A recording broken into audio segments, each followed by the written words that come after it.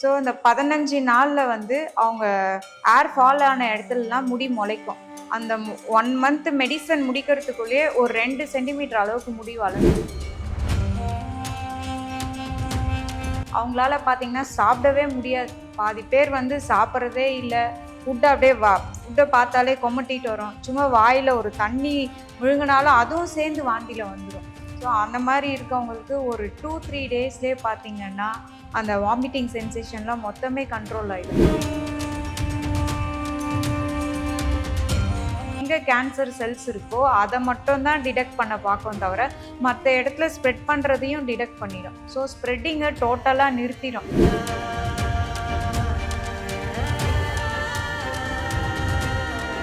அதே மாதிரி skin tone colour வந்து நேச்சுரலாக அவங்க பழைய ஸ்கின் எப்படி இருந்ததோ அதே மாதிரி வந்துடும்.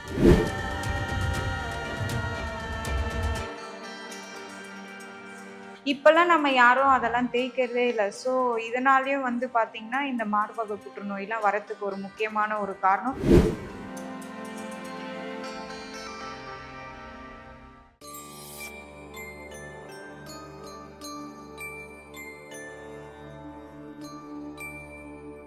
டெம்பிள் எக்ஸ்பிரஸ் நேயர்களுக்கு வணக்கம்.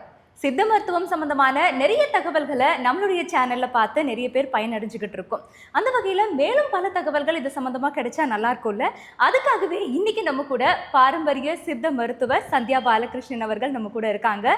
நிறைய தகவல்கள் நமக்காக சொல்ல காத்துட்டு இருக்காங்க. வணக்கம் மேம். வணக்கம். எப்படி இருக்கீங்க? நல்லா இருக்கேன். இப்போ சித்த மருத்துவத்தால கேன்சரை முழுமையாக குணப்படுத்த முடியும் அப்படின்லாம் சொல்லியிருந்தீங்க. இப்போ ட்ரீட்மெண்ட் வைஸ்னு பார்க்கும்போது அலோபதிலையுமே நிறைய இருக்கு, சித்த மருத்துவத்திலையுமே நிறைய இருக்கு. உங்களுடைய வைத்தியசாலையில எந்த மாதிரியான முறைகளை பின்பற்றுறீங்க? எந்த அளவுக்கு இதை வந்து குணப்படுத்தி இருக்கீங்க? எங்கள் தாத்தா வந்து கேன்சருக்கு ஸ்பெஷலிஸ்ட்.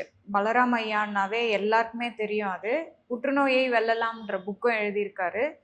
ஸோ எங்கள் தாத்தாவோட புக்கு வந்து எல்லார் வீட்லேயும் இருக்க வேண்டியது. அது எல்லாரும் வச்சுக்கோங்க.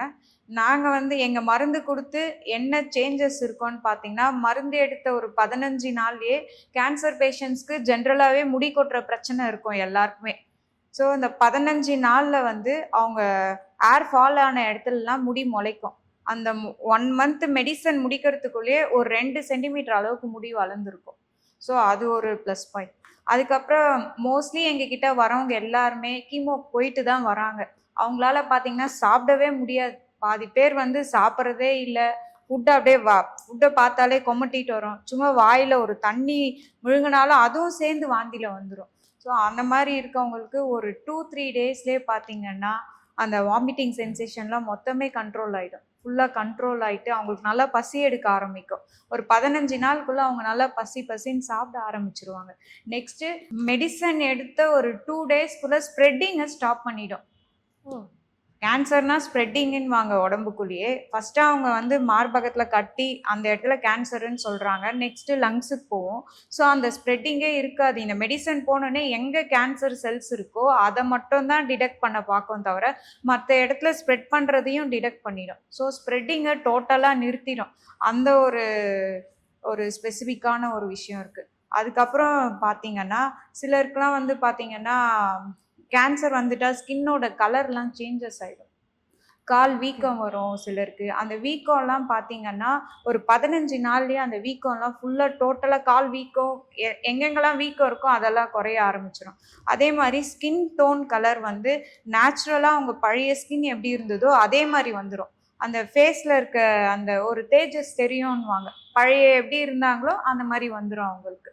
ஸோ இதெல்லாம் வந்து கேன்சர் மெடிசனோட ரொம்ப குறிப்பிடத்தக்க நான் சொல்ல வேண்டிய விஷயங்கள் இதெல்லாம். ஓகே. ஸோ இதோடு இல்லாமல் இப்போ உங்களோட கிளைண்ட்ஸ் இப்போ நிறைய பேர் வந்து இந்த கேன்சருக்காகவே உங்களை காண்டாக்ட் பண்ணியிருந்திருக்காங்கன்னு நீங்கள் சொல்லியிருந்தீங்க இப்போ ரீசெண்ட் டைமில். அப்படி நீங்கள் சரி பண்ண ஏதாவது ஒரு எக்ஸாம்பிள்ஸ் எங்களுக்கு சொல்ல முடியுமா? எந்த மாதிரியான கிளைண்ட்ஸ் வந்தாங்க, எந்த ஸ்டேஜ் வரைக்கும் இருந்து நீங்கள் ரெடி பண்ணியிருக்கீங்க அப்படிங்கிறது? எப்படி வருவாங்கன்னு பார்த்தீங்கன்னா, வரவங்கெல்லாம் இப்போ ஒரு மார்பக கட்டின்னு வராங்கன்னா அப்படியே சீழ் ஒழுகிட்டு அதுலேருந்து தண்ணி மாதிரி ஒழுகும். அப்படியே அவங்களால தாங்க முடியாத வலியோடு வருவாங்க. சிலர்லாம் வந்து உணவு குழாயில் கேன்சருன்னு வருவாங்க. அதுக்கப்புறம் ரெக்டம் கேன்சருன்னு வருவாங்க. இதெல்லாம் பார்த்தீங்கன்னா எல்லாருமே 4th ஸ்டேஜில் தான் மோஸ்ட்லி வராங்க. எங்ககிட்ட வரவங்களாம் 3rd ஸ்டேஜ் இல்லைன்னா 4th ஸ்டேஜ். ஃபஸ்ட்டு வந்தோடனே இந்த புண்ணு இருக்க இடத்துலலாம் முதல்ல ஒரு மாதத்துலேயே அந்த புண்ணெல்லாம் ஆற்றிடுவோம். நாங்கள் அதுக்கு மேலே அப்ளை பண்ணுறதுக்கு ஒரு களிம்பு மாதிரி தருவோம். அதை அப்ளை பண்ணோடனே அந்த புண்ணுலாம் ஃபஸ்ட்டு ஆறிடும். நெக்ஸ்ட்டு ஸ்ப்ரெட்டிங் எல்லாம் நிறுத்திடும். அதுக்கப்புறம் பார்த்தீங்கன்னா அந்த கேன்சர் செல்ஸு எங்கெங்கெல்லாம் இருக்கோ அங்கெல்லாம் வந்து அவங்க ஒரு மாதிரி குத்துற மாதிரி இருக்கும். ஒரு சிலருக்கு சூடாக ஃபீல் பண்ணுவாங்க, ஒரு சிலர் ஃபீவரிஷாக ஃபீல் பண்ணுவாங்க.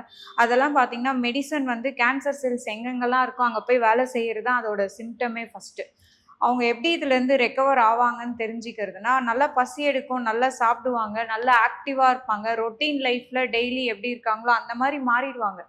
ஸோ அந்த டியூமர்லாம் எங்கன்னா இருந்ததுன்னா ஒரு 1 மந்த்லேயே அவங்க கரையிறது வந்து விசிபிளாக பார்க்கலாம். எப்படின்னா அவங்க மோஷன் வந்து பிளாக்காக வரும். ஸோ இந்த மாதிரி சிம்டம்லாம் அவங்களே விசிபிளாக தெரிஞ்சுக்கலாம். மார்பக புற்றுநோய்னு சொன்னீங்க. இன்னைக்கு பெரும்பாலும் குழந்தைகளுக்கு ஏதோ ஒரு சூழ்நிலையால தாய்மார்கள் தாய்ப்பால் கொடுக்கல அப்படின்னா அதனால மார்பக புற்றுநோய் வரும்னு சொல்லப்படுது. அது எந்த அளவுக்கு உண்மை? அப்படி குழந்தைக்கு சரிவர தாய்ப்பாலா நாங்க கொடுத்தோம் அப்படின்னு இருக்கக்கூடிய நபர்களுக்கு இந்த புற்றுநோய்ங்கிறது வராதா, இல்ல அவங்களுக்குமே வர்றதுக்கான வாய்ப்புகள் இருக்கா? ட்ரீட் பண்ணாததாலேயும் வந்து மார்பக புற்றுநோய் வர வாய்ப்பு இருக்கு. அதுக்கப்புறம் லாக்டோஜன்ற ஒரு ஹார்மோன் அதிகம் சுரக்கிறதுனாலையும் இது வாய்ப்புகள் இருக்கு. அது மட்டும் இல்லாம பார்த்தோம்னா, பழைய காலத்துலலாம் பார்த்தோம்னா, எல்லாம் மஞ்சள் தேய்ச்சு குளிப்பாங்க. எல்லாம் மார்பகத்துல எல்லா இடத்துலயுமே உடம்பு ஃபுல்லாவே மஞ்சள் தேய்ப்பாங்க. குர்குமின் வந்து பார்த்தோம்னா, மஞ்சள்லேருந்து எடுக்கிற ஒரு வேதிப்பொருள். இது வந்து பழைய காலத்துலலாம் நம்ம முன்னோர்கள்லாம் பார்த்தீங்கன்னா, உடம்புக்கே தேய்ச்சு குளிச்சாங்க. இப்பலாம் நம்ம யாரும் அதெல்லாம் தேய்க்கிறதே இல்ல. ஸோ, இதனாலயும் வந்து பார்த்தீங்கன்னா, இந்த மார்பக புற்றுநோய்லாம் வரத்துக்கு ஒரு முக்கியமான ஒரு காரணம்.